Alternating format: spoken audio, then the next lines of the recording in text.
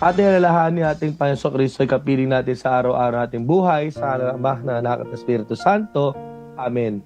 Panginoon, papasalamat po kami sa araw na ito na kami ay iyong binibigyan ng buhay, binibigyan mo ng lakas, binibigyan mo ng biyaya. Papasalamat kami, Panginoon, sapagkat kada Martes, para na rin po kami nagjujubilee at dumadalaw sa iba't ibang mga simbahan sa pamamagitan naming programang Barangay Simbayanan.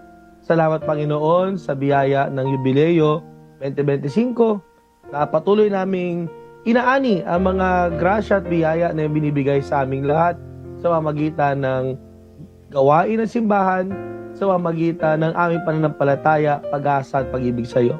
Paswasan mo kaming lahat, Panginoon. Gayon din po ang sumusubaybay sa aming palatuntunan.